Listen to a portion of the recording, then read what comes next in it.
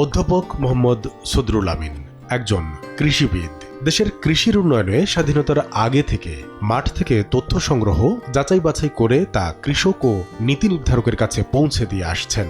সহজ সরল উপস্থাপনায় তার তথ্যবহুল বই, নোট ও ফটোকার্ড মাঠ পর্যায়ে কৃষকের বহুমাত্রিক সমস্যা সমাধানে কার্যকর ভূমিকা রাখছে।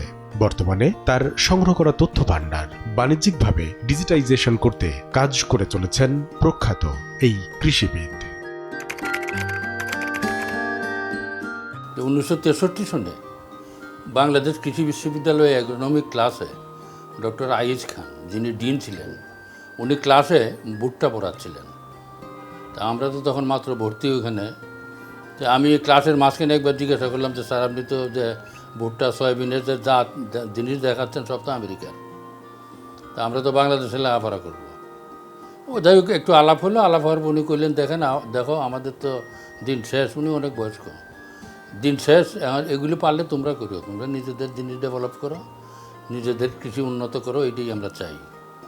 তখনই এই কথাটা আমার মাথায় ঢুকে জিনিসপত্র সংগ্রহ শুরু করি, যে ছবি, বিশেষ করে তখন ডেমনস্ট্রেশনের জন্য।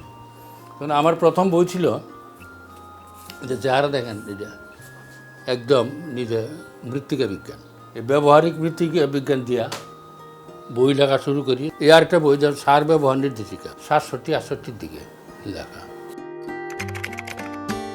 একটা কলেজে শিক্ষকতা করি 68 সনে। তখন এটা ছিল যশোরে, এটা পার্ট টাইম। আমি মাস্টার ডিগ্রি ভর্তি হব, মাঝখানে কয়েকদিন যাওয়ার পরে দেখলাম এদের কন্টেন্ট নাই, পড়ানোর মতো কিছু নাই। তখনই আমি ওইখানে ছিলাম না পরে আর, তবে তখনই আমার মাথায় ঢুকেছে ইন্টারমিডিয়েটের জন্য কৃষি শিক্ষা যে বই, এটা লাগবেই। তখন আমি বই লেখা শুরু করি। এটা 72।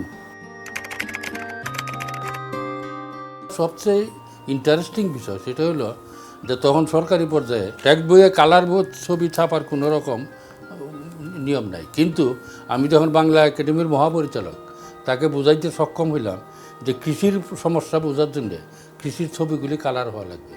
তখন সেই আইন নতুনভাবে একটা পলিসি পাস করে বাংলা একাডেমি। তখন আমার এই 18টা বইয়ে 4 কালার ছবি দেওয়া বইগুলি ছাপলো। এইটাই একটা এন্ডিভোর ছিল, কারণ বাংলা একাডেমি তো আগের থেকে যারা লেখালেখি করতো তারা বলতো যে আমরা কালার ছবি ছাপতে পারি নাই। কিন্তু আমি বললাম যে কৃষির ক্ষেত্রে কৃষি সমস্যা বুঝতে হইলে কালার ছবি দিতে হবে। এইভাবে এই যে এত বড় বড় বই সব 4 কালার দিয়া বাংলা একাডেমি ছাপলো। এটা 2003-এ ছাপা হলো, কিন্তু এটা আমি জমা দিয়েছিলাম 95-এ। এই যে এরকম ডাইল ফসলের চাষ, ধানের চাষ, সারের বিভাগ, তারপরে আছে উদ্যান তত্ত্ব, হর্টিকালচার, এই সবগুলি বই কিন্তু তারা ফুল কালার ছবি দিয়া 18টা টেক্সট বই। বাংলা একাডেমিতে এত বই এককভাবে একজনের 18টা টেক্সট বুক নাই, কারণ নাই। এটা সামারাইজড ফর্মে আর কি, অনার্সের। আমি টেক্সট বুক বোর্ডে জয়েন করলাম 93 সনে। ঊর্ধ্বতন বিশেষজ্ঞ ছিলাম এনসিটিভিতে অনেক দিন। ওই সময় এগুলি সব ফর্মে আনিয়ে কীভাবে লিখতে হবে, তখনই ডিজিটাল ফরম্যাটে আমি ওইখানে ফেলে জিনিসগুলি। এই সব আমি ক্লাস 3 থেকে 12 পর্যন্ত সমস্ত বইয়ের এডিটর অথবা লেখক আমি ছিলাম। 93 সন থেকে এখনও এটা কন্টিনিউ, এখনও ফাইনালি বই আমার নামই যায়। তখন আমি Chittagong dairy director, chief scientific officer, Hathazari ফার্মে, বিআরআই। তখন আমার ছিল 17টা জেলা। ওই সময় ট্যুর করতাম যে বিভিন্ন জেলায়, তখন আমার 3-4টা ক্যামেরা থাকতো সাথে, সবসময় ছবি তুলতাম। সেই ছবিগুলি আমি ফর্মে ফেলাইয়া এইভাবে প্রসেস করে ফেলাইতাম। আমার এই যে এরকম ছবি উঠেছি আমি প্রায় সম্ভবত 3 থেকে 4 লাখ। প্রত্যেকটা বিষয় নিয়ে, যেমন এটা একটা ডাইল ফসলের একটা পাতার রোগের ছবিটা আছে, এই পাশে ওষুধের নাম লেখা আছে, যে এই যদি রোগটা হয় তাহলে এই ওষুধ দেবেন।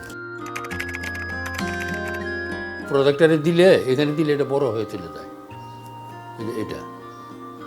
এটা ছোটো ছিল এইভাবে।